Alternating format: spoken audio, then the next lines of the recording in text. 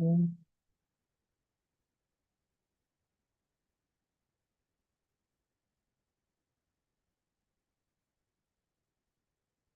All right, I think we're on. Okay, so it looks like we're streaming to YouTube. Okay, yeah, we're on there. So I'm going to close it here.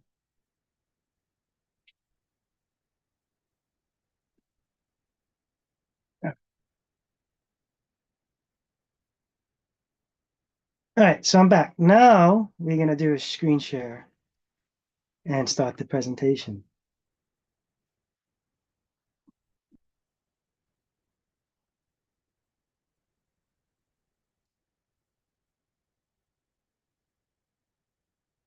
Mm. All right, let me know. You guys can all see this here? Yeah? Thumbs up? Yeah, okay, cool. So this is the presentation that Frederica and I gave in the Netherlands when I was there right after we landed from Egypt. So we were floating pretty high. And yeah, the culmination of the 13th zodiac sign. This is what I came up with. This is the throne of divinity. So basically, I'm going to present to you everything that I found that points to how important this 13th zodiac sign is, which then explains why so many people fight against it, because this is that archon matrix energy that's suppressing our access to divinity. So this is everything that I put together to show us that the 13th zodiac sign is the point of divinity for us. All right, so I'm going to get started here. Obviously, you guys all have my info. So we start with this image, right? Um, when someone says, "Hey, I'm an astrologer," or "What are the origins of astrology?" or if you think of astrology, this image comes to mind, right? There's a old magi. This is like a magi, the magi, old man with a telescope observing the sky and then charting it on a on a paper and saying, here is how the celestial influences are affecting you or how you were born.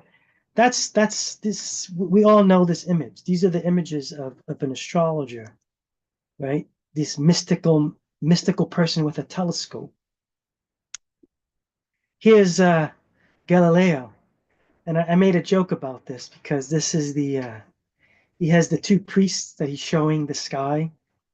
They're kind of questioning his work, but also if we know about the history, which I'll show you, is that he exposed too much about the celestial influences. So he's like, trying not to get himself killed. But this is a typical example of he's showing a chart of the full moon. The full moon is actually is in Leo, right? And here's the priest with the telescope looking and saying and seeing it in Leo. But on an astrology chart, if you're going to tropical astrology, they will say that that full moon's in Virgo. So this is the confusion part. The confusing part is the priest here is looking and seeing it's in Leo, but the paper of a tropical astrologer will say it's in Virgo. So, you know, off with his head. He'll chop his head off because his predictions are going to be wrong if it's based on the sky. And this is the reality of astrology of today. When a tropical astrologer tells you the full moon is in one sign, if you look through a telescope, it's going to be in one sign behind. So it doesn't make any sense. So this image that we see as an astrologer with a telescope, if you're following a tropical astrologer, it is no connection there. Tropical astrology is 100% disconnected from the sky, and that's because of the precession of the equinox. And also in the astrology that we practice, true sidereal, we use the real sizes of the constellations and we account for precession, which moves us back 1 degree every 72 years. This is why sidereal astrology matches the true sky and tropical astrology doesn't. So again, more of the imagery. Um, right? So anyway, part of I'll go back to this story because part of my story with astrology and astronomy is I was an astronomer first. I had telescopes and I was doing night sky, deep sky, uh, astrophotography, and I started observing and I was realizing that the on social media when you see all these predictions, these full moon kind of things with like Mystic Mama and all these other sites, I'm looking and I'm saying, well, whatever they're predicting, I'm looking through my telescope. It's not there. So then I go to my astrologer friends and I say, hey guys, are you realizing that this is out of alignment? I mean, this is not lining up. What's going on? Are you looking through your telescopes? And this is when it dawned on me that my tropical astrologer friends were like, no, we don't look at the sky. We don't confirm it with looking through telescopes. We don't have telescopes. We just go to Astrodyne, so astro.com, and we run our charts. We don't do anything. And I'm saying, you don't look at the sky and commune with the stars? They're like, no, we don't do any of that. And I'm like, you don't look at constellations and feel the energy of the constellations and have conversations like I do? Feel like, no, we don't even know how to look at. We don't even know what a constellation looks like. Most of us live in cities. We don't go out and observe. So that kind of blew me away. And this is where I found sidereal astrology from being an astronomer. So that's what led me on the journey. So my journey was trying to figure out why is this why is it disconnected? One, when did it get disconnected, and why is it still disconnected if we know all of the reasons why it's disconnected? So this is the journey that I've been on for quite a long time. Um, so this is part of this presentation. So I was reading this book called the Hermetica, and this is part of something that got my attention because this is a lost wisdom of the pharaoh. So I'm going through this trying to understand um, how astrology was seen in all of the ancient civilizations. So I started out with Egypt, and here is something that says from the Hermetica: very few human beings are capable. Wait a second. My thing is going here. Very few human beings are capable of escaping from the determining influence of the zodiac. Man's earthly life is controlled by the power of destiny through the physical limitations, the mortal human body. However, if man's mind is illuminated by the light of God, he becomes free from the celestial influences. For even gods are powerless before God. So God's meaning the planets. So this is where it gets interesting. Is Atum replied, and Atum is known as God. He's God. It's like our conversation with God. Atum replied, I will build the zodiac, a secret mechanism in the stars, linked to the unerring and inevitable fate. The lives of men from birth to final destruction shall be controlled by the hidden workings of this mechanism. So this caught my attention because not only am I figuring out who's in charge of not who's in charge of this information of the stars, and why are the stars out of alignment? If everyone knows their zodiac sign, the stars and astrology must be important. So then I come across this and I'm saying, wait a second, there's a creator god in ancient Egypt that actually takes credit for building a zodiac, not to enlighten us, but to control us. And then if we learn about the lights of God, we can unravel from this controlling influence.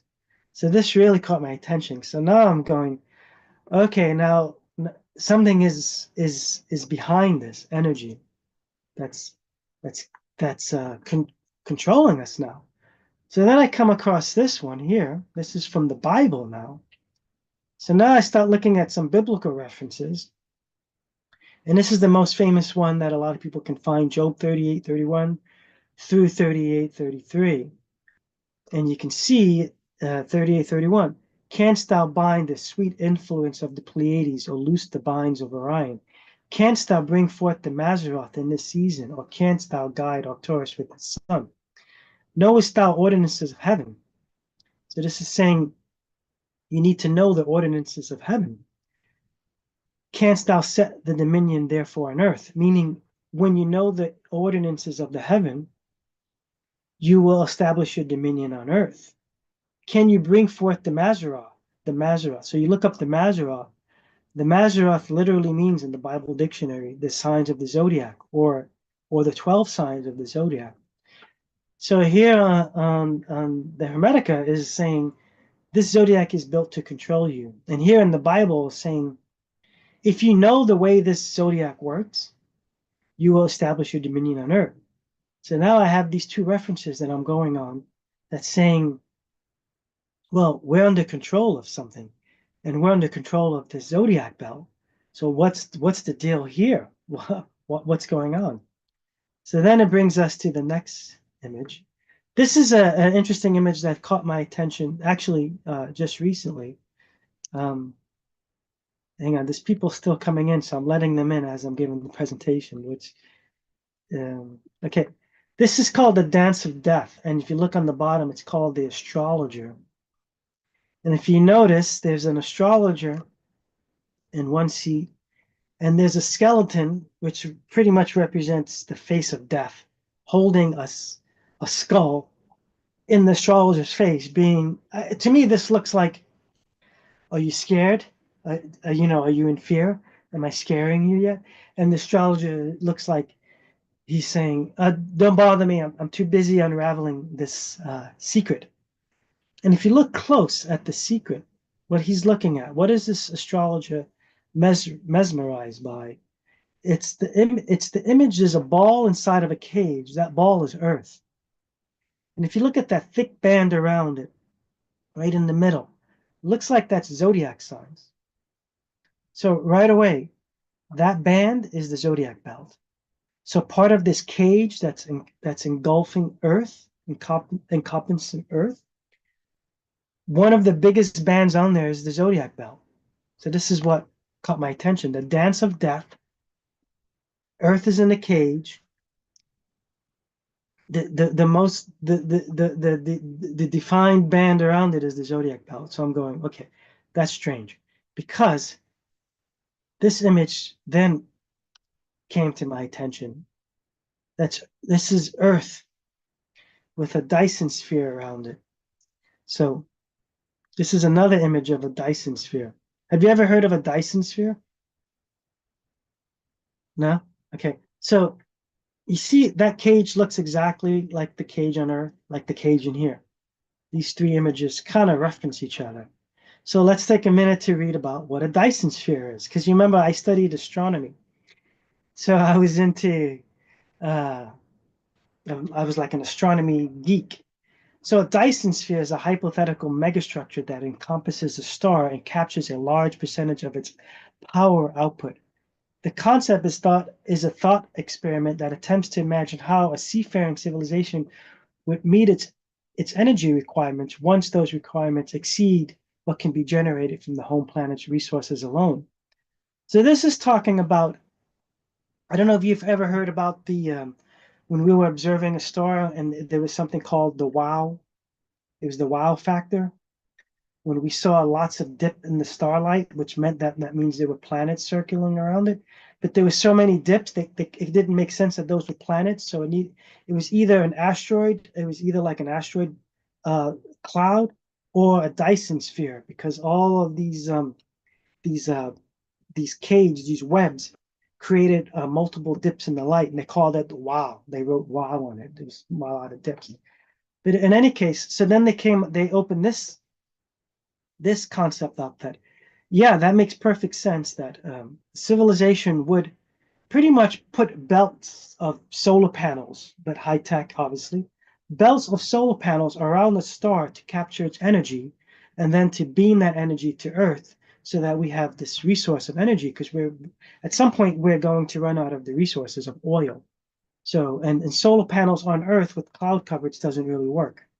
So we would go right to the star, harness the energy right from the star.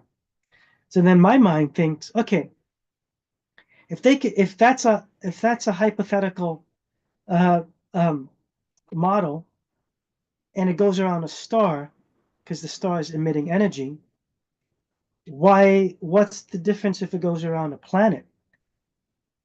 Because the humans and living organisms on the planet are emitting energy. So those energies could be technically harvested by Dyson sphere. So then my question is, can the zodiac belt be what we know a Dyson sphere to be, harvesting the energy of the planet? And who's on the planet? The dominating species on the planet is us. So now we go back to the Hermetica, which I read before, that Atum creates a zodiac belt to control humans. Then we go fast forward to Job 38:31 to 38:33. That's God saying, you need to learn how this Mazaroth, how this zodiac works. Because if you do, you'll establish your dominion on earth. Meaning, if you don't know how this Mazaroth works, you won't establish your dominion on earth. So what does that mean? You won't be in control of your life.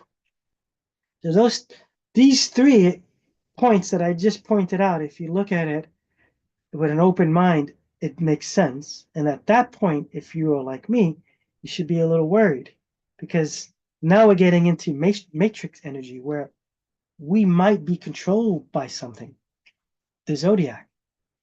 So now we have to learn the zodiac because that's our so-called prison cage, which is what we show on that image here with this astrologer that's obsessed with figuring out how this mechanism of this cage works. This is where I'm kind of like having my moments. Then I come across this world because, as you remember, this image here with this astrologer calls the dance of death. But then there's an earth, there's a planet there, dance of death with the planet. Then I come across this word because you remember I'm researching Egypt. There's a word called the Imenta, which means the underworld in Egypt. But that's not it. That word also means earth. So one word, Amenta, means the underworld, but it also means earth. So now I'm going, whoa, whoa, okay. Something is happening here. And we're going to figure this out through astrology. So this is the journey we're on. And again, the Amenta, you can read through that. It represents the land of the dead or earth. Okay, and the Amenta is the underworld, where you go when you pass. So as I'm going along, and there's a thing called follow the money, and you find out who's in charge. I followed the money. I found out who's in charge of the stars. The Vatican. They literally have something called the Vatican Observatory Foundation. And then you can read on the bottom left, although the Roman Catholic Church once waged a long and bitter war on science and astronomy, particularly condemning Galileo, which I showed that image of Galileo before, the 2 priests. In general, they were quite involved in astronomy. The church gave more financial and social support to the study of astronomy for over 6 centuries, from the recovery of the ancient learning during the Middle Ages into the Enlightenment, which is where we are now, than any other, probably all institutions. So the Vatican, what they do is they finance the building of big telescopes and observatories. And one of the ways they do it is 1, through loans, 2, through saying, we'll grant you funds to build this. In exchange, we want observing time. So we'll give you all this money, build it up. We want 70% of time for us to do our observing for the next 20 years. And that's how they get the loan paid back, right? So this is how it works. This is how these big observatories get financed. And the Vatican is deeply involved in that. No one knows that probably, right? As everyone kind of shocked, they're like, whoa, what? Yeah, that's a thing. So then this came up years ago. It's since been scrubbed from the internet. I'm going to show you the next image.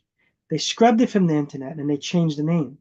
But this is a real telescope that was built, financed under the terms that I explained to you by the Vatican. It's an acronym, and the acronym when you break it down, spells out Lucifer. And if you look on the bottom here, the acronym, the long meaning of it is large binocular telescope near infrared utility with camera and integral field unit for extragalactic research. I guarantee you, we can come up with a shorter name for this telescope and choose a different acronym to not come up with the word Lucifer. I mean, would you guys agree? So this is overkill, and it spells Lucifer. People were freaked out about it, and it made headlines all over. And now they've changed the name to be called Lucy, Luci. So there's no more Lucifer. So if you look on the web now, you won't see Lucifer. Many years ago, Lucifer. Okay, this is a real thing, and this is what we're dealing with, right? These are the people that are in control of what information we get from the stars. This is kind of what made me kind of spook out.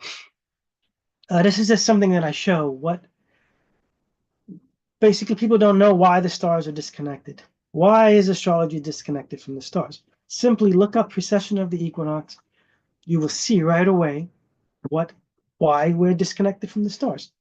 Precession of the equinox is what moves us through what we call the ages.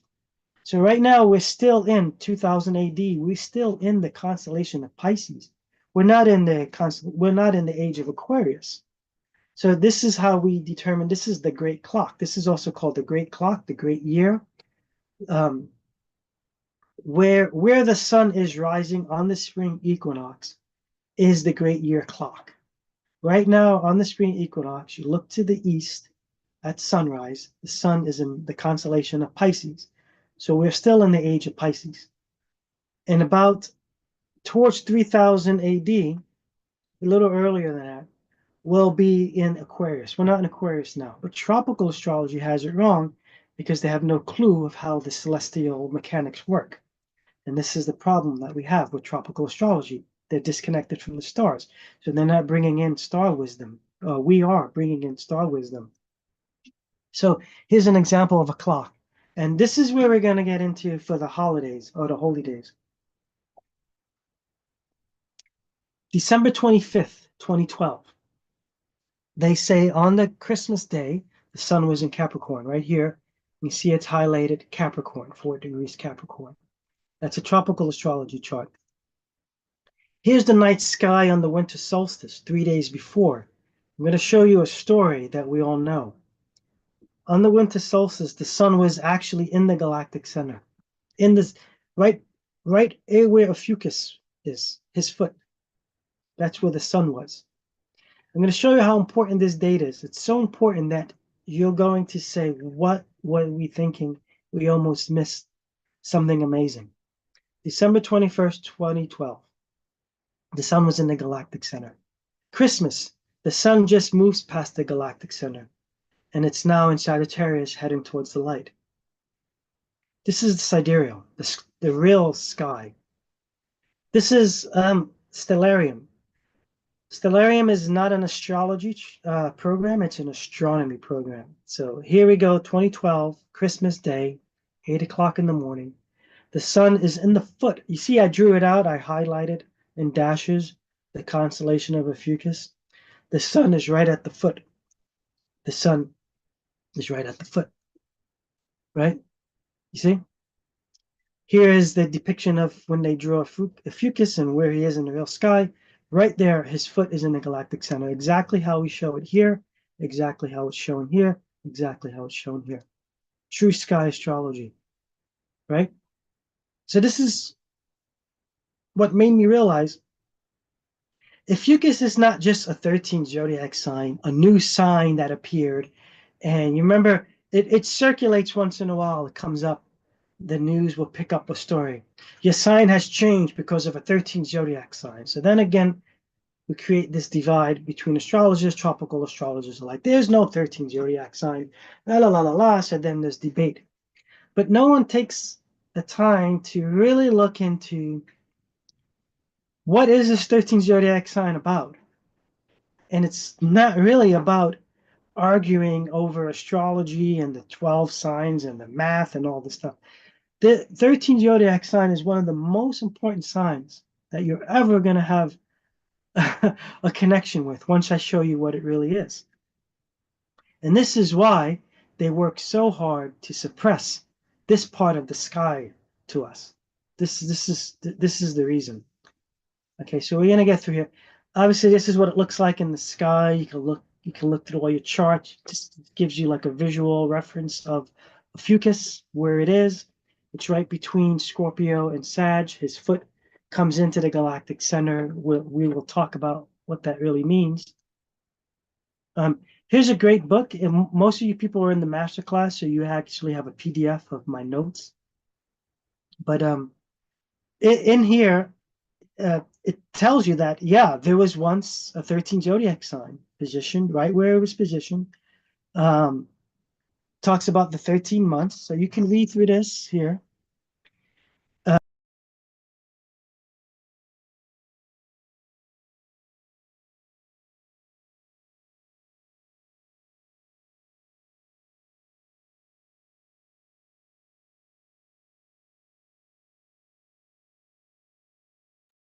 Ike, we can't hear you. You are muted. Yeah. Okay, you got me back. Yeah, I must have hit. I'm moving things around on the screen. So anyway, take a minute to read this. Or if you have the notes from the masterclass, you'll see that this is acknowledged in mystery school. So the secret orders, secret civilization, whatever you want to call it, secret Illuminati, whatever, Freemasons, whatever you want to call them. I mean, they keep it secret for a reason. Um, it's not all nefarious. The information of true astrology is too powerful for most people to handle if you really understand the power of it. So, all right, let me get back here. So, of course, most of you know, I've done this presentation a little bit where I connected Imhotep. So if you look at, you can easily find it yourself too. Ophiuchus connects with the Greek god of medicine, which is Asclepius. And we know a lot of Greek mythology, Christianity actually comes from Egypt, the Egypt star religion, pagan star religion in Egypt. And it connects directly to a person called Imhotep. And they all have the same stories, which is what I'm getting to. They're gods of medicine. They understand the art of resurrection, what it means to be immortal, starseed type energy, studying astrology, the influences of the stars. They all have this um, as part of who they are. High priest, born to common parents, later become deified as gods. Imhotep was deified as a god in the Ptolemaic period. And when we traveled to Egypt, we were able to see his shrine, which will show you photos. I think Frederica has it. But and then they all have the same symbol, which is a rod with either one or two serpents around it. Serpent, Ophiuchus, the serpent bearer, the one who can control and harness the energy of the serpent. Later on in this presentation, we'll go over exactly what the serpent represents to the ancient cultures. So this is Imhotep. So we're going to go on a ride through not most, but a few ancient religions that will have uh, a god, immortal, once born mortal, harnesses the energy of the serpent, becomes immortal, becomes God. This is the story found and woven through all of these ancient civilizations that have a connection with the stars. So this just talks more about Imhotep. This is another great book by Robert Bauval, Imhotep, the African Architect of the Cosmos. He was the builder of the first pyramid, the step pyramid of Saqqara. The entire Saqqara complex is laid out what they call as a temple of the stars. And we visited that quite a few times when we were in Egypt. And it's a magnificent site. Okay, so this is more about Imhotep, how he was connected with astral rather than solar observation, which actually means sidereal astrology. So he was the architect of the cosmos, taught the motions of the stars and the constellations. So these are given hints that he wasn't a solar observer. He was an astral observer, which was pretty important to observe the astral, not just the solar positions. So take a look at this. All these religions have some type of God that has some type of story that's similar to what we are familiar with when we look towards the story of Jesus. The Jesus story, the Horus story, Dionysus story, the Mithra story, the Krishna story. All of these stories, they all have these gods. They were born on the 25th to a virgin mother. They were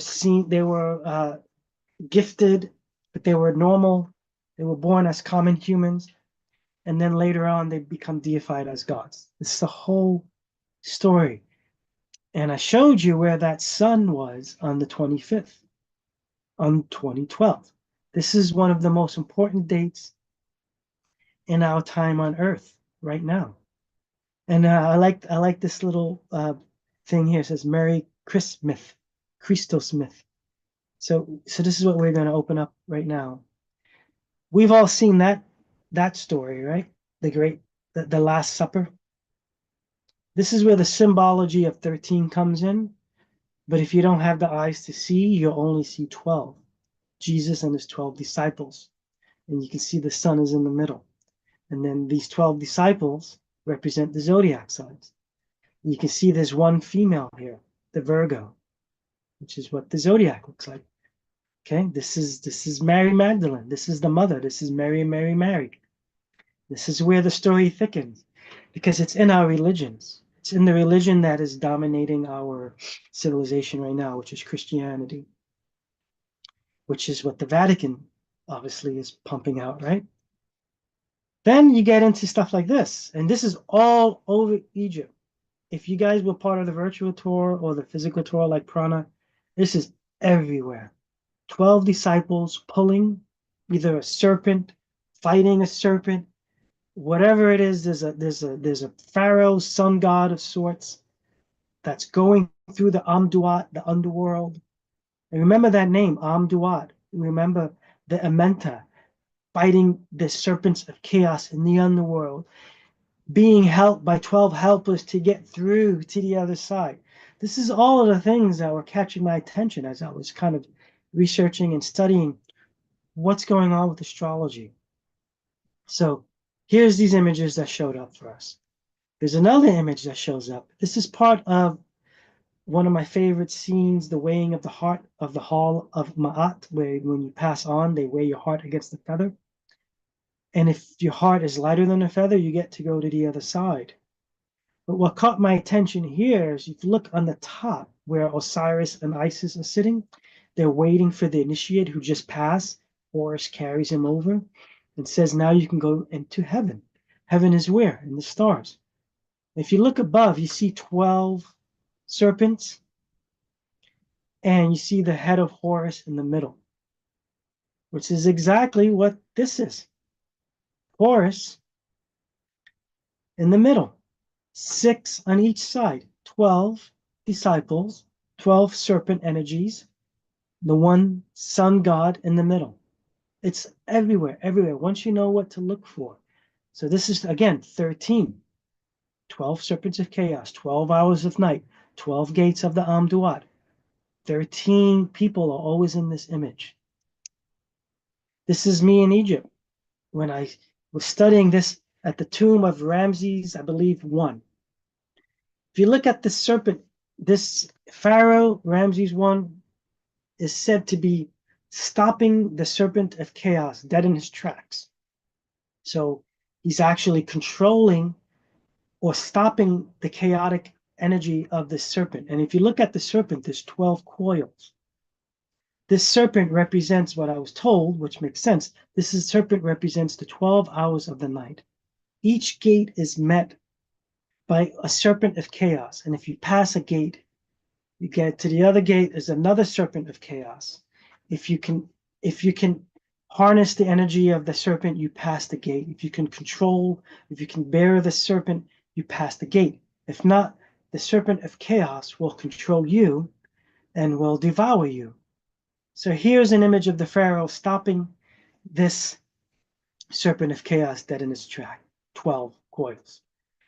I'm not going to get into it in this presentation, but there's another angle that's really important. That rod, that angle of 23.5 is also seen everywhere in Egypt and all through ancient civilizations.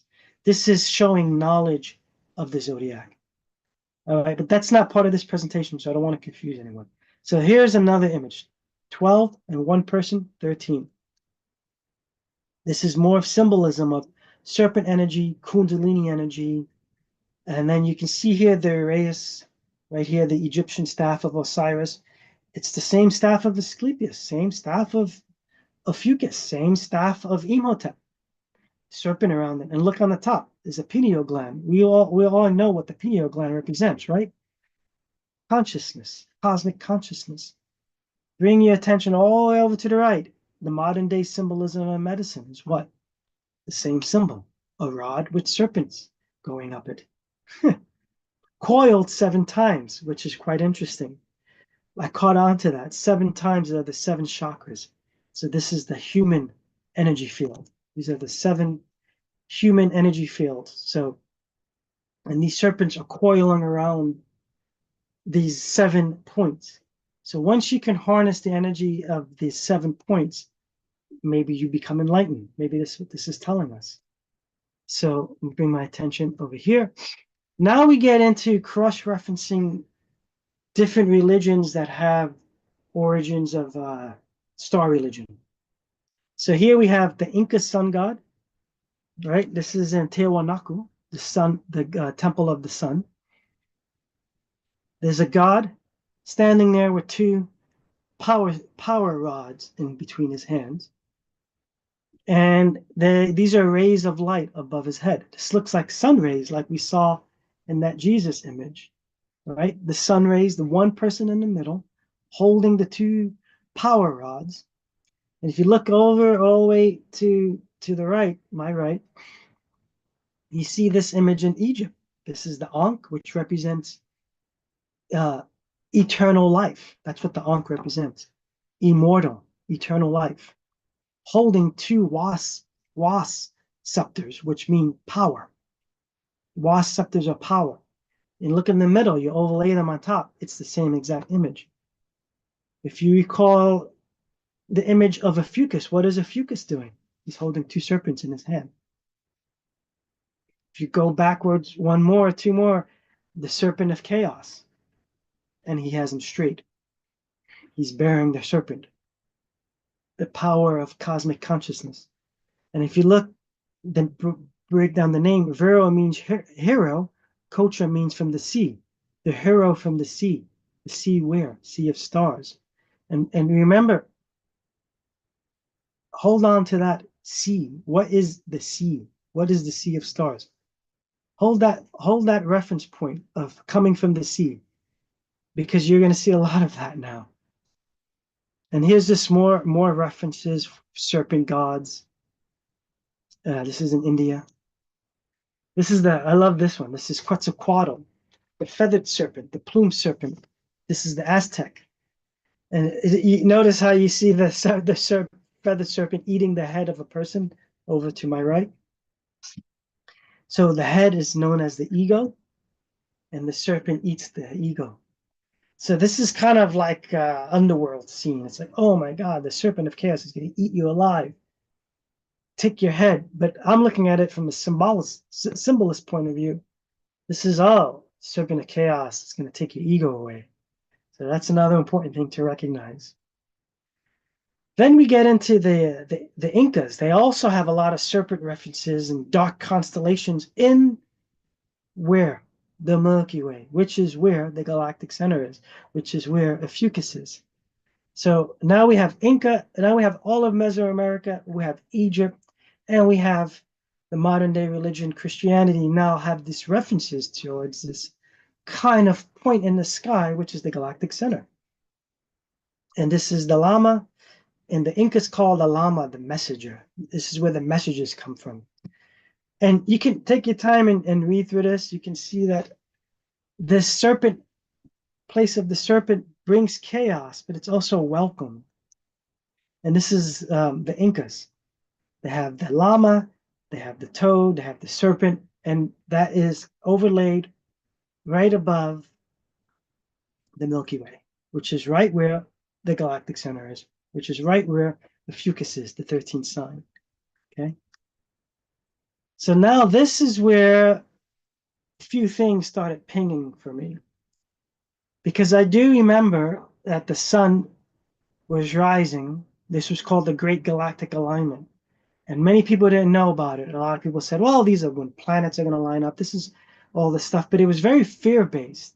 I don't know if you remember that, right? The calendar is over. It's the end of time. It's all of these things. And it's like, it made us go into fear. I think they even made a movie about it, that the poles were going to shift and all this stuff. Chaos was going to break out. And it just put us in fear. And this was not the case. This marked a very important time where the sun rose exactly in the galactic center where the 13th zodiac sign. So now I'm starting to go, whoa, there's a bigger message here, because when I studied cosmology and you study precession, this alignment that we're looking at right now on 2012 in the galactic center, exactly on the winter solstice, 2012, this alignment will never happen again in a lifetime. The next time we'll have this exact alignment is going to be next precessional cycle, which is 26,000 years from now. So now I'm starting to go, whoa, we have this alignment that the sun rises in this exact point of the 13th zodiac sign. It happens on something that the Mayas call the 13th Baktun, which anybody knows simple math. 13 times 2 is 26, precessional cycle. 13 Baktun is when that calendar ended, meaning we've reached the end point of we reached the half point. And this is where the sun was in the 13th zodiac sign. They were able to calculate that, and they gave it a number of 13. That caught my attention. Again, remember, this won't happen for another 26,000 years. And what is this exact point? Why is this so important to us? And why don't we know this? Okay, and that's again 13 Baktun. Remember that, 2012. This is a great book that if you want to look into how the Mayans calculated this and how important the sunrise in the galactic center on the 13th Baktun was to them, find this book and read it. This guy did a lot of research on it, and the entire Maya civilization was charted for this date. Everything they did charted this date right here.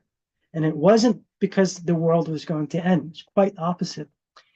And if you look a little bit at the story of the Maya, just like all those gods that I mentioned to you before that are related to the 13, which is about ascension, cosmic consciousness, we can't find their bodies. We can't find Imhotep's body. We can't find Viracocha's body. We can't find Jesus's body. We can't find Mithra's body. No one's body that's connected to this 13 zodiac sign can be found. Why? We found everyone else. Why can't we find these people? We can't find the Maya. The Maya are said to have disappeared. If you look at conspiracy theory stuff, if you want to call it that, or you look at maybe the law of one, I am Ra, law of one, it clearly says that the Mayas reached a point of consciousness during the time of harvest. They were harvested. They went into a stone spacecraft, and they left. That's the story. And if we don't find, it's a vast civilization. We don't have their bone. We can't find their bones. Where'd they go? They left. They ascended. They were harvested. Okay. So just to give you a point of reference of how important this alignment was and how they were able to calculate this and how all of our religions point to this time, it just makes me go like, what are we doing missing the point? 3000 BC, you look to where A was. That's where the sun rose on the spring on the winter solstice. 1500 BC, this is where the sun rose. Number B, that's where the sun rose on the winter solstice. 2012, winter solstice, this is where the sun rose, where C was, in the galactic center. 13 Baktun, where Fucus's foot is, where this 13 symbolism all converge in all religions. That's where the sun rose on 2012. What is it about this spot? What's going on here? This is the questions. This is what is driving me to figure out there's something more to this. This is a image of the Maya, that book, the Maya book, which shows you ABC, which I just showed you. And the Maya refer to this point of the sky, the Milky Way, the galactic center. They call it Shibaba. Shibaba means the crossing of two worlds. This is where the ancient gods travel to and from our world. Sounds familiar, right? The underworld, the Amenta, the Amduat. This is where we go when we go to heaven, when we pass away. Look really closely at this image. I'll try to draw it. If you look at the galactic center, what do we see here? Let me try to get my pen out here for you guys. Oh, it's not working well. Hang on. Let me try to get it again. Hang on a second. Oh, I think I got it.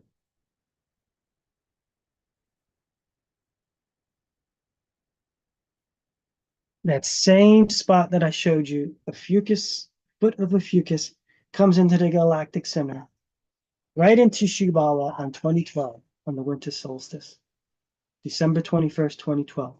That's where the sunrise, right? Well, we all know a fucus to be.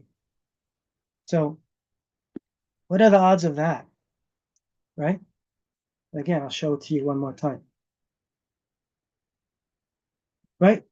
Only on 2012 this will ever happen. Only on 2012 this will ever happen. This is another image from the Maya book. The story in this part on this page of the book says this is the shaman.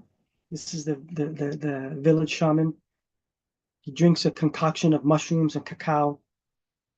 He's said to ascend, climb 13 steps so that he can reach the Shibaba, which is the galactic center, to then commune with the gods. Then he brings back the messages for his people. And if you look again, where is that Mayan shaman sitting? Exactly where Fucus sits, where the gods are, right? The throne. He climbs up 13 steps to reach a point to sit with gods in this galactic center. What are the odds of that? Again, more imagery of where Fucus is, the galactic center. More talk about Shibaba, the crossing of the two worlds. We can see how it's related to the Maya death gods. You can read a little bit long here. There's like it's like chaotic in there. There's destruction. There's serpents flying around. There's all the stuff that happens in Shibaba, and it's below the surface of the earth. This is the Amenta as well, right? So there's more, images here. The Amduat is the same thing. This is Egypt, the Amduat of Egypt. This is the underworld where you go when you pass. This is the galactic center.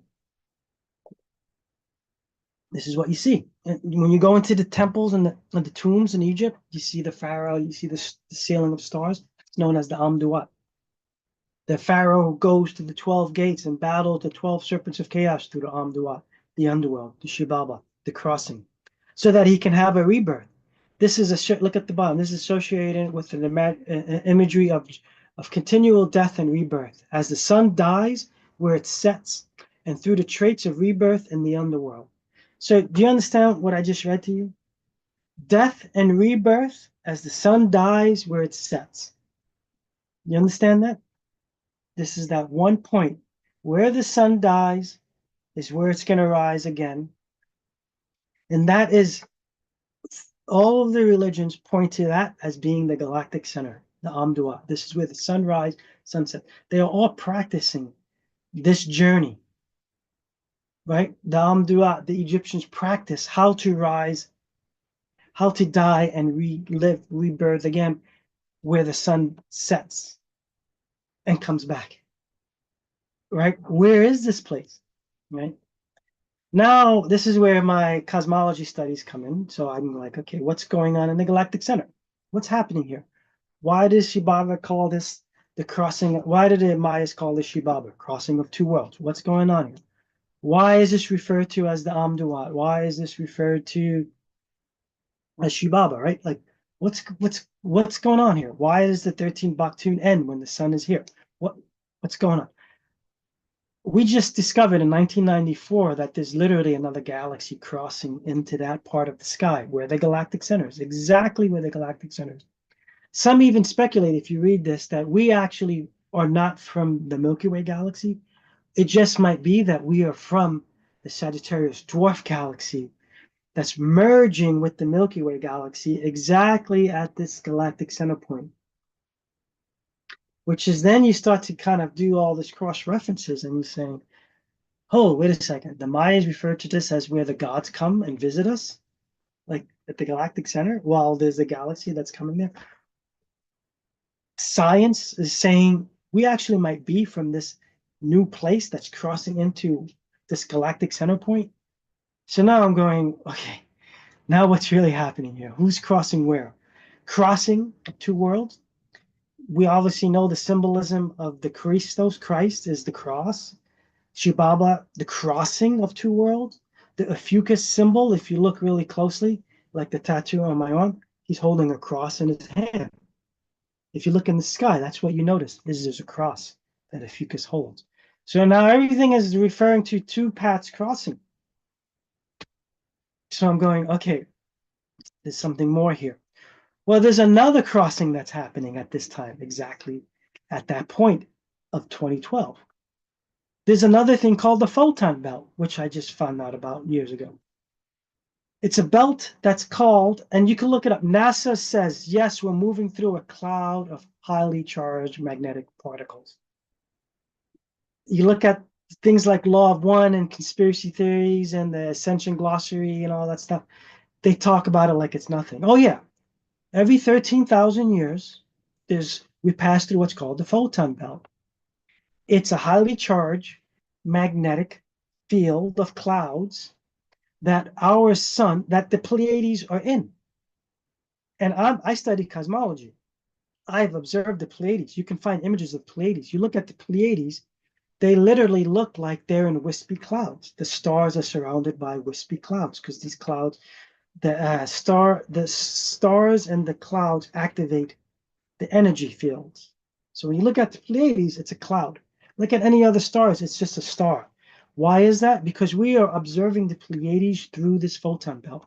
Because the Pleiades actually sits in the photon belt in the middle. So we are constantly observing the Pleiades through this belt. This belt is highly charged magnetic particles. And again, follow all of your hippie trippy tinfoil hat stuff, Law of One, Ascension Glossary. It's like, oh yeah, when our sun goes through that highly charged, that photon belt, which is we're going to enter in when 2012, the winter solstice, it's going to activate our sun because the sun is a star, and it's going to heighten. It's going to the inhabitants of this planet and all the planets in our solar system will have a DNA upgrade as we go through this part of this photon belt, which is supposed to be called the 2,000 years of light, the light age, the golden age. We are in that now, which makes perfect sense that why we observe an overbearing amount of chemtrails and solar coverage, like sky coverage. It's out of control. We can't even see our sky anymore. And it makes sense. I don't want to get into this part, but somehow we've come up with some type of thing that alters our DNA as well, that everyone had to be part of, but most people didn't do it. As we're going through a DNA upgrade that's been mapped out by ancient civilizations at the exact time that is happening. And you look to NASA to confirm it, and NASA goes, oh, yeah, we didn't know this, but somehow our solar system is passing through a deep, dense patch of clouds of highly magnetically charged particles. And the hippy dippy tinfoil hat people are saying, oh, we knew about this. That's the photon belt. We're ready for ascension. Right? When did it happen? When did we start entering? 2012. So there's another alignment. Okay.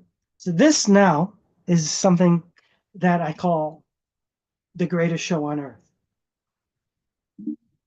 So if everything I just pointed out to you registered as, wait a second, this is not going to happen for another 26,000 years. So if you understand reincarnation, if you understand that you're not just a blob of sperm that somehow magically, maybe by chance, one of your little guys fertilize an egg, and you pop out as a bag of bones wrapped in skin. If you think you're more than that, if you think you're a celestial greatness, and if you know you are, and you know you have a choice of how you can travel and how you can reincarnate, and the choices that you can make based on your karmic debt, to some extent, we have a choice. You arrive to Earth right now to witness the greatest show on Earth. And it won't happen for another 26,000 years. So you arrived at this perfect time to witness this. And this is not a mistake. You arrived here to witness the greatest show on Earth. So what is the greatest show on Earth? What did we all come here to witness? Okay. We were shown this and given this information since we were children. I'm going to break down this word, these two words, Merry Christmas, as to the reason why you're here, and how bastardized we've given this holy day. This is, and I'll explain it to you, this is, and if you remember, all ancient religions were showing you how to die and how to resurrect at the point of birth, at the point of origin. This is what we are here for, so that we can die and resurrect at the point of origin. This is why I refer to this as the greatest show on earth. No other time in the next 26,000 years is any human being going to ever experience the way we had the chance to in 2012 to experience this greatest show on earth, to witness our son, S-O-N-S-U-N, die at the point of origin and resurrect at the point of origin. Because I'm going to show you that the galactic center is the point of origin of divinity. This is what we're going to open up now. So remember these words, Mary and Christ, and then Mas. Break down this name to Mary, Christ, and Mas. And I'm going to walk you through a breakdown of this. And this just shows you how screwed up the mind control is, and how we turn this holiday into mass consumerism and false ideology of what love is, and caring is, and family is. We almost missed the story. We almost missed it. Some of us did. Most of us, maybe we made it. So I put this, making holidays holy days again. Okay? Because this is exactly what the story tells us. And I'll tell you, this right here, this image, as a child, this was your first astrology class. Did you know this? This is your first astrology class. Many of you don't even know this, right? This was your first astrology class.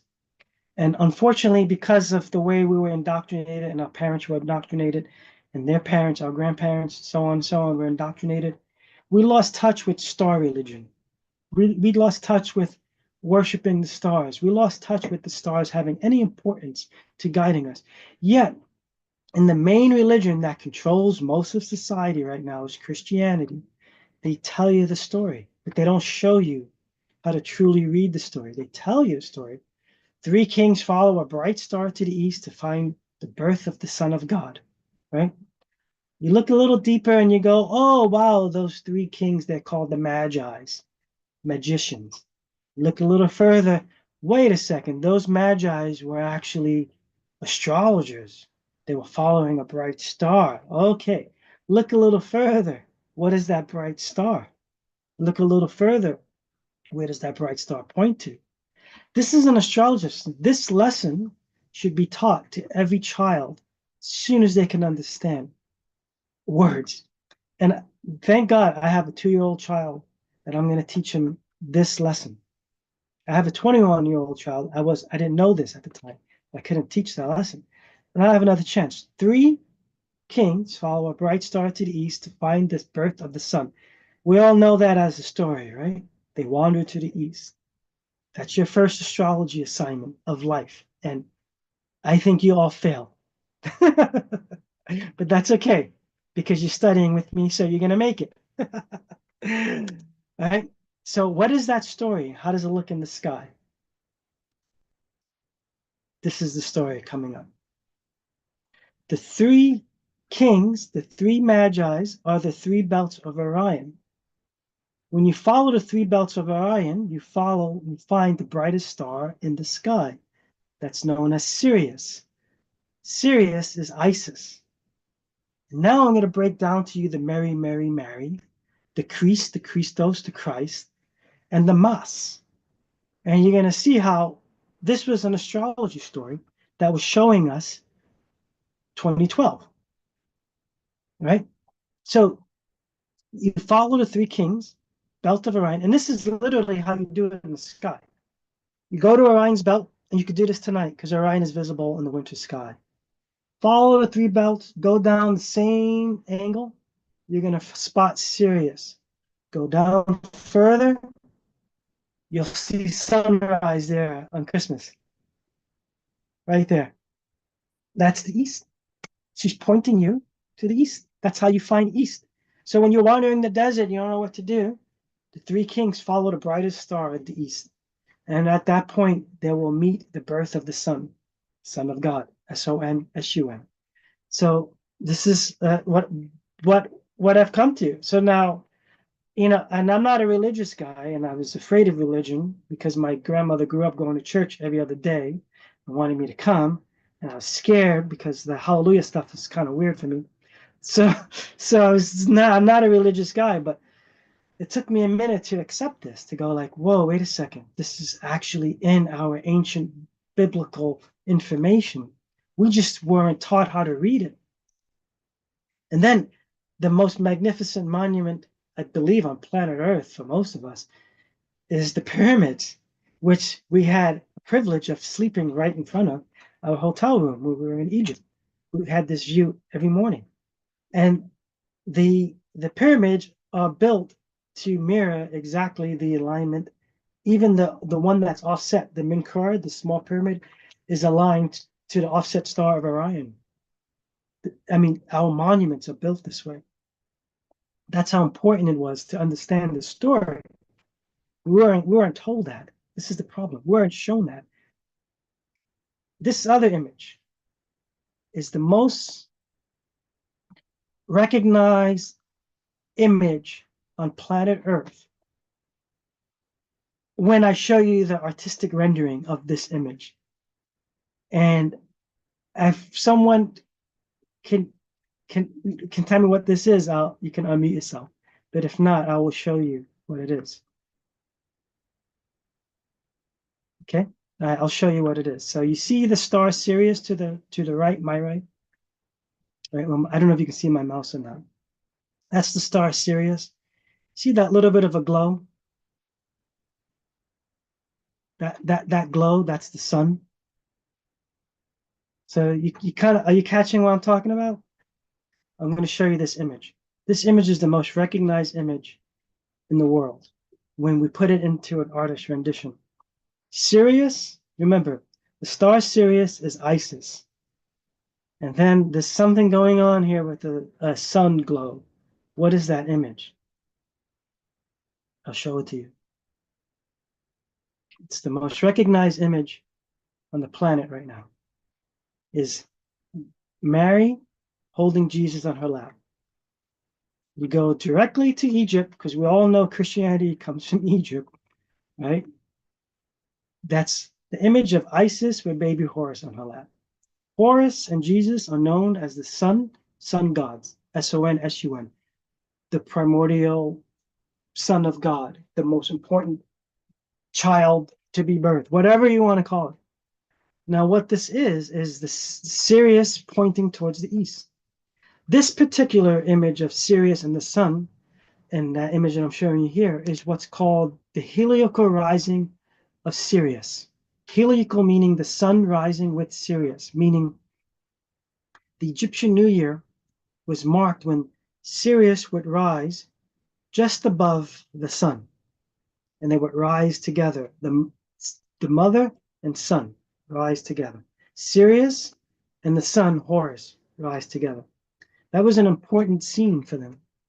That's the mother and son together, right? And that's where we show Mary and Jesus, Horus, and Isis and Horus. And this is what that image looks. This is a real image that we took in the temples. This is what the image looks like in the temples. This Isis with Horus in her lap, suckling her nipple. If you didn't know what I just showed you or know anything about astrology or cosmology, you wouldn't know what this image is. This is an astrology image. This is the ultimate cosmology story right here, showing you where the mother, the Mary, and the son are. Okay, now we're going to keep on going. Where's Mary come from? Mary come from? What's Mary? What's that bright star in the east that we're following? Our Lady Star of the Sea. Remember we spoke about the sea? An ancient title for Mary, the mother of Jesus. The words Star of the Sea are translation in Latin as Stella Maris. Right? If you look further, it connects with, it came as Alco or Mary's role as the guiding star on the way to Christ. Follow the star to find the birth of the sun. Follow Sirius to find the S-U-N. Just on what date? The 25th. The Virgin. She's the Virgin. Born to a virgin. Follow the guiding star. Right? So now we have Mary, the guiding star to find the sun. That's what the story is. Follow the three stars to follow the bright star to find the sun. The guiding star. She's the guiding star. Mary. This is Mary, right? Mary what? Christ. Christ is what? Look into the Gnostic, because I got into Gnostic information. The Gnostic texts are amazing, because this is the unadulterated teachings of the Christos energy. This is not a person. And just take your time as I'm talking, read it, because I don't feel like reading all this right now. But it talks about the light bearer. Christos is the light bearer. It talks about it being an energy field, not a person. It talks about the person that we know as Jesus, which is also known as Yeshua, is just someone who is able to harness that energy and become Christos, right? Christos is an energy field that the Gnostics refer to. And where is that energy field come from? This is what we're going to talk about, okay? So I'm going to move on to the next page. So read through this, or if you have the recording. But this is what Christos is. Jesus was just a person that harnessed energy. He was a serpent bearer. He was an energy bearer. He was a light, literally right here. Yeshua is a mystic and a magician, a light bearer. Rather than something isolated exclusively to Yeshua, Christos is considered to be embodied by others around the master, right? Christos energy. So when you're around that Christos energy, you will also become enlightened. Okay? So we already got Mary, the guiding light to what? To Christmas, Christos. Guiding light to the Christos energy for what? For mass. What does mass mean? The amount of matter in an object, mass. More. Okay? The guiding light, the guiding star to achieve Christos in abundance. Merry Christmas. That's origins of the word Christmas. We had no clue about this, right? Merry Christmas. Merry, Merry, Mary, the guiding light to the Christos energy to bring it in mass, Christmas, right? And here's that story again. The three kings follow the star, but then again, there's another layer. The sun dies. That's what the mystics are saying. This is what I picked up from Jordan Maxwell. I think I have his quote here. For 3 days on December 22nd, so the solstice is 21. And then they notice on the 22nd, whoa, the sun's not moving anymore because the sun moves 1 degree a day. And look over here. It's said in the south, when you don't see it anymore, there's another constellation called the Southern Cross, the Crux. So the sun is said to die on the cross, the Crux, the Southern Crux, the Cross constellation. For 3 days, December 23rd, 23rd, 24th, 22nd, 23rd, 24th, sun rises at the same exact latitude. So it's rising in the same part. It's not moving 1 degree a day. And then on the 25th, the sun begins ticking back, bringing light to us, bringing life, the light bearer. The sun, S-O-N, S-U-N, was said to be dead on a cross on the 21st, 22nd, 23rd, 24th, 3 days, right? 22nd, they notice, whoa, the sun is dead. And then 3 days later, on the 25th, he resurrects again. So they gave that story. That's the story. So this is where controlled religion was like, he really died. They tortured him and they whipped him. And they have all these stories and the crown, all the crown of thorns and all the stuff. That crown of thorns is actually pointing you towards where your consciousness is, because if there's another story, but that's where your magnetite crystals are concentrated. And it looks like a crown of thorns. That's the crown of thorns. Consciousness, again, right? So that's the story. And Jordan Maxwell, the late Jordan Maxwell, really opened up to that. This is all these cross references with the sky, with Egypt, and then modern day religion, which is just showing you the sun dies on the cross. And then 3 days later, he resurrects. And then when you want to find the resurrection, when you want to find the scene, you follow the three kings follow the bright star, Mary, Stella Maris, Sirius, to find out where East is so they can witness this rebirth happen again. Right? So, are you following me? I hope I didn't lose anyone. You got me? More imagery of this whole kind of scene of 12 disciples being betrayed, all of that. Then we get into Gnosis, because I started studying Gnosis and I'm going, whoa, they're tapped into really what's going on. Gnosis literally has a place in the galactic center that they refer to as the originator. They refer to this as the origins of divinity, the divine energy of the Christos and the Sophia come from the galactic center. More reference towards unadulterated religion, saying, "Oh yeah, that's the origin. That's called. We refer to that place as the originator. That's where all source energy originates from. Is that galactic center." And I'm like, whoa, what? So then again, more. It's called the pleroma. The Gnosis gave it the name heaven. The eons is what the Gnostics have for divine beings who inhabit the pleroma. Croesus and Sophia are eons that come from the pleroma, the divine energies that come from the pleroma. Pleroma is the galactic center. Again, right? It's just like, it's all woven together if you know how to read it through astrology and cosmology. And here's more. Here's more. You know, a tribute to seers known as Gnosis describes the outpouring of energy from the center of the galaxy that eventually forms the planet Earth. This event and its consequences are recounted in a narrative of the fallen star goddess Sophia. That's the Sophia. That's the divine feminine energy. And there's a big story with that, because we are actually, and I might do another presentation on that, because there's a whole suppression of the feminine energy that's tied to Sophia, that's tied to Lilith, and the story of Eve being suppressed as the first wife of Adam. So that's another story. But yeah, that's called the pleroma. That's where Christos, Sophia, that's their origins of where they come from. I found it interesting. If you read through here, it talks about Sophia, but they refer to the Sophia as the 13th eon, which I found just as a wild coincidence. It doesn't say anything else, but it says, oh yeah, they refer to the Pleroma and the Sophia as the 13th eon. And there's another reference here that says that Christos wanted to leave this merger of Sophia and Christos and at the 13th eon, right? Wanted to leave at the 13th. So there's, and again, more reference towards galactic center, 13th, Christos, Sophia consciousness, divine origins of our divine conscious energies that are seen in all religions as the birthplace. This is the place of birth, of origins.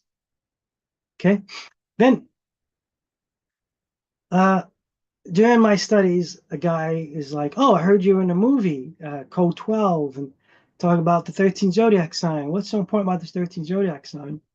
So I told him, I said, man, like pretty much every religion that I'm seeing, I'm going to the origins, wherever they point their origin stories from, if they have a star, if they have a star religion foundation to them from the ancient times, and they, even if they go to modern, they'll always hold that star origin point, no matter what.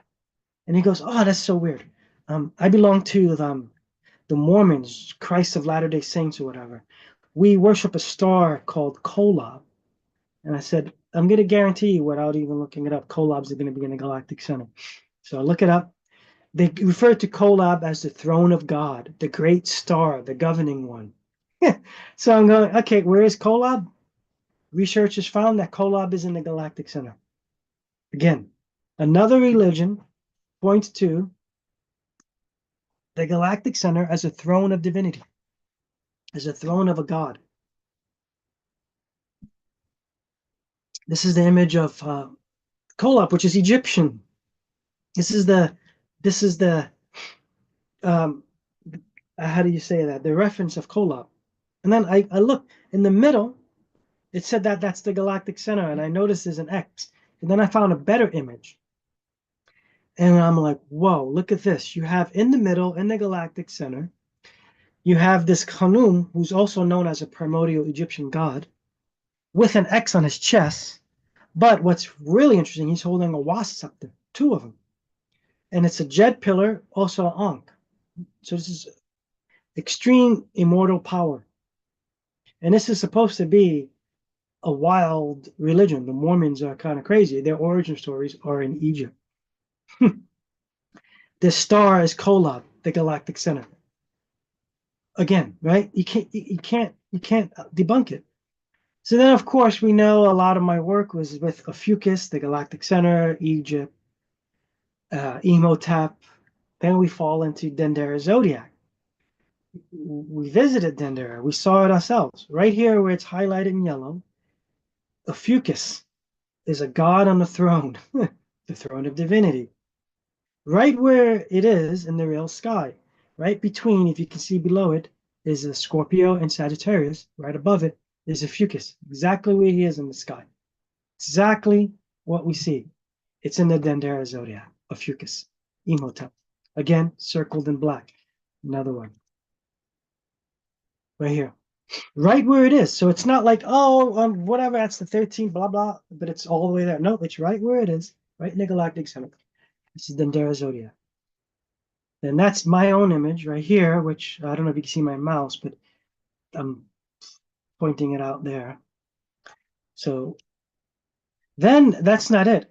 If you look at this black square here, and you look above it, right above the black square is the constellation of Sagittarius. I'll find a better image if I have it. You're going to see, obviously, next to Sagittarius, it's going to be Scorpio. So right where the galactic center is, between Sagittarius and Scorpio, there's a black square. This is a zodiac ceiling, another ceiling in Dendera that not many people talk about. It has 6 zodiac signs on one side, 6 zodiac signs on the other. Then I'm in the temple with a tour guide back in 2022, and we're going over it. And long story short, you can see it in the movie Code 12. I go into this pretty deep, but somehow I'm drawn to this part of the temple, and I'm looking, and he goes, "Oh yeah, you do astrology, right?" I said, "Yeah, that's right. That's what I'm here for. You're showing me the thing." He goes, "Oh yeah, well, those are the signs. We know that, right?" I said, "Yeah, look, Scorpio, Sagittarius, Capricorn." He goes, "But these are the decans, right?" I said, "Oh wow." And he goes, "There's 36," and then he's reading them off to me, and then it happens to be that the 13th decan, 13th sign, 13th decan, is the only part of the ceiling of the entire temple, the ground floor, that's not cleaned. And I'm like, okay, how strange is that? That the only part of the temple that's not clean is the 13th 13th decan.